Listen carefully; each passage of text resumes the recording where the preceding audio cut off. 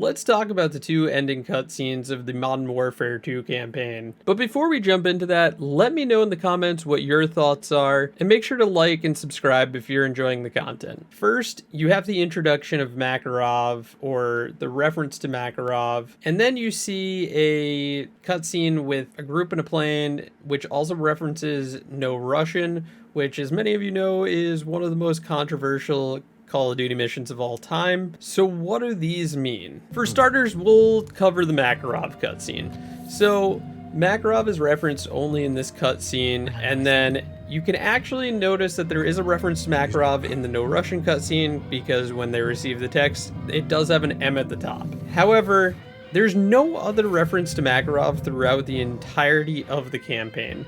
So again, we're questioning what this means. It could mean a bunch of different things. However, one thing that's really jumping out to me is the potential to actually have an additional group of missions added to the campaign where you start to have Makarov as the enemy.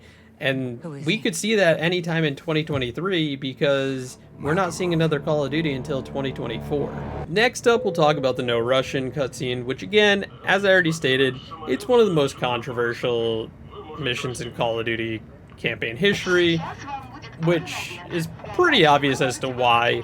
We're not going to go down that rabbit hole. However, what does the text message mean, right?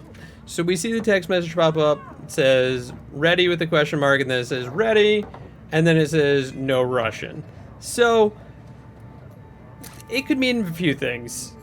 And this is all speculation. I don't want to say that this is what's going to happen, but let me say that I have a hard time believing that we'll see that mission happen again. Personally, I feel like it's probably a nod to the predecessor Call of Duty campaign where it did happen. It could be just tying in the Makarov connection to remind people who Makarov is, as Makarov did play a part in that in the first place. Or we could ultimately see the mission again, or some sort of spin-off of it, which is definitely unlikely, but I mean, it could happen. It could happen. Will it happen? I highly doubt it. I'm really interested to see how it all plays out. However, I just have a hard time again believing that it's gonna actually be the mission.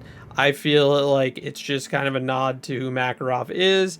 I feel like it's a nod to kind of saying we're introducing this character for the people that do know that mission. It shows how evil the character of Makarov is, and I feel like it's going to help build that story. But for all we know, it could happen. It really could. One other possibility, and this was my original thought as I saw the cutscenes, was could this be a teaser for another MW3?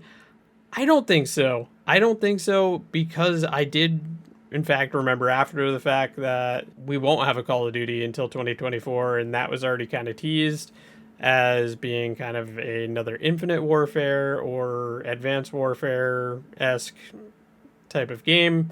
So I really don't think it's going to be an MW3. I really think, if anything, it's going to be an additional, I guess you can call it a DLC to the campaign.